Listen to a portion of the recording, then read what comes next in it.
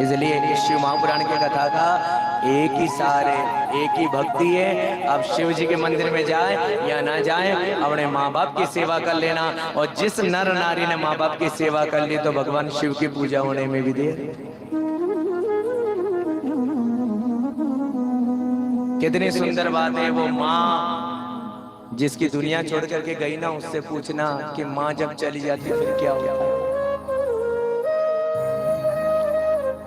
ससुराल में से कभी पीहर में आती है ना, जब माँ होती है ना, तो कभी विचार नहीं करना पड़ता है। 5 किलो अगर चने की दाल होती है ना, भर के ले आती है। चावल भी लेना हो तो लेकर के आ जाती है। पर जिस दिन माँ दुनिया छोड़ करके चली जाती है ना, तो चाहे भाई जरूर है, भाभियां जरूर है, पर चने की दाल को हाथ लगाने के पहले 10 बार सोचना पड़ता है। इसलिए हम आप लोगों से निवेदन कर रहे हैं, वो माँ वो पिता हमारे लिए सर्वोपरि है। शिव महापुराण की कथा आप लोग सुनने के लिए जाएं या मत जाएं, आप शिव जी के मंदिर में जाएं या ना जाएं, एक बार शिव जी का बिल्व पत्र चढ़ाना भी बंद कर लेना और अपने माँ बाप को श्रद्धा से बिल्व पत्र अर्पण कर देना। आपका जीवन सफल होने में भी देर नहीं लगेगी।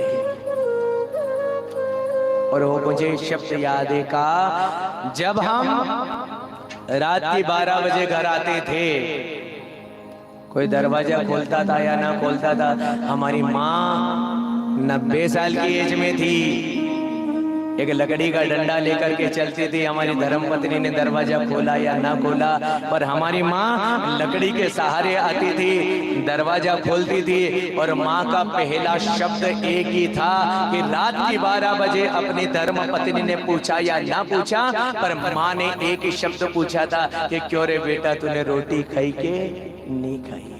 ये माँ, एक माँ की ममता आप लोगों ने सुनी होगी। प्रेमिका के कहने से माँ का हृदय वो खंजर से काट करके निकाल करके जाता है, और जब दौड़ करके जा रहा है माँ का हृदय गिरता है, और हृदय गिरते गिरते के अंदर से एक ही आवाज आई कि क्यों मेरे लाल तुझे चोट तो नहीं आई। ये माँ है। और वो शब्द याद है का,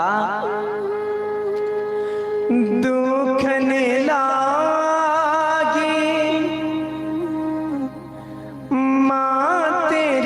अखियां मेरे लिए जागी है तो सारी सारी रतियां। इस कथा को समझने का प्रयास करना। शायद मैं ये तो नहीं बोलना चाहता, पर पिता कभी संतान के लिए जागा या ना जागा, पर माँ अपने संतान के लिए जागी है। दिन भर चाहे नौकरी करके आई होगी, दिन भर चाहे खेत पे काम किया होगा, और रात के 10 बजे भी अपना बेटा रोया ना, और एक आवाज में माँ ने दूध पिलाने में देर नहीं करी। रात के 12 बजे रोया, माँ ने दूध पिलाया। रात की 1:30 बजे माँ ने दूध पिलाया। 2:30 बज गई, रात पूरी हो गई, उसे मालूम है सुबह मुझे काम करने के लिए जाना है, पर इधर लाल रोता था, और उसी समय माँ अपना स्तन निकाल कर अपने बालक को दूध पिलाने में देर नहीं करती थी। इस कथा के साथ मैं आप लोगों को मैं बोल रहा हूं, जो माँ का ऋण उतारना चाहते हैं, माँ आज कह रही है कि बेटा अगर मेरे दूध का ऋण तुझे उतारना तो एक ही काम करना पड़ेगा, और वो काम ये है कि मैं लाखों रुपए के बारे में नहीं बोल रही हूँ, संपत्ति के बारे में नहीं बोल रही हूँ, मैं खेत के बारे में नहीं बोल रही हूँ, मैं जागीर के बारे में नहीं बोल रही हूँ। अगर मेरा ऋण उतारना तो एक ही काम करना कि जिस दिन मैं दुनिया छोड़ करके जाऊं, सिर्फ घी और गुड़ लेकर के मेरे को तू धूप दे देना, मेरा दूध का ऋण उतरने में भी देर नहीं लगेगी। कहा ये जो दुनिया है ये वन है कांटों का, तू फुलवारी है।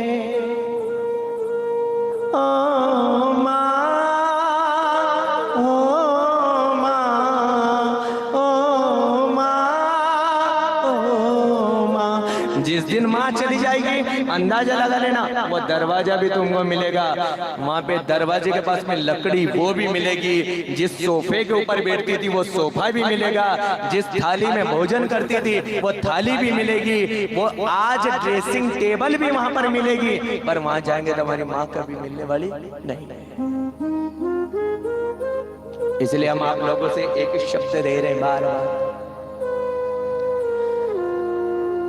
माँ बच्चों की जान होती है और वो होते हैं किस्मत वाले जिनकी माँ होती है। जीवन में, तुम्हारे जीवन में कुछ मिला या ना मिला, बस सुन लेना, एक भाई तुम्हारे साथ में दगा कर ले, तुम्हारे जीवन में अगर माँ बाप हिस्से में आए तो प्रेम से ले लेना, और जिसके हिस्से में माँ बाप आ गए वो बेटा लखपति नहीं, वो बेटा करोड़पति होने में भी देर नहीं करता है। वो माँ है, माँ के शब्द को कोई वर्णन नहीं कर सकता। माँ पूर्ण ब्रह्म है। कहा वो होते हैं किस्मत वाले जिनकी माँ होती है।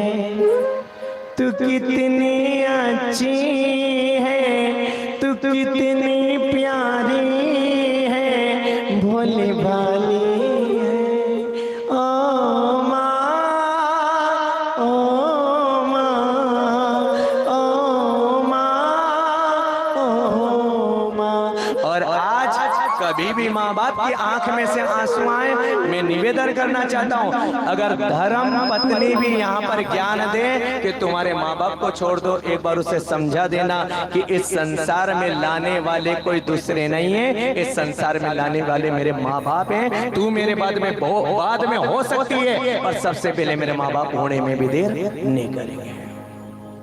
माँ का आशीर्वाद, पिता का आशीर्वाद सर्वोपरि है। जिस घर में माँ रहे, जिस घर में पिता रहे, वो शिव जी के मंदिर में जाए या ना जाए, पार्वती का दर्शन करे या ना करे, पर जिस घर में माँ बाप है वह घर नहीं है, वो शिवालय है। और जहाँ पर शिवालय है, जहाँ पिता के रूप में शिव विराजित होने में भी देर नहीं करता है। इसी मंगल कामना के साथ में कथा तो बहुत कुछ कर सकता था, बहुत कुछ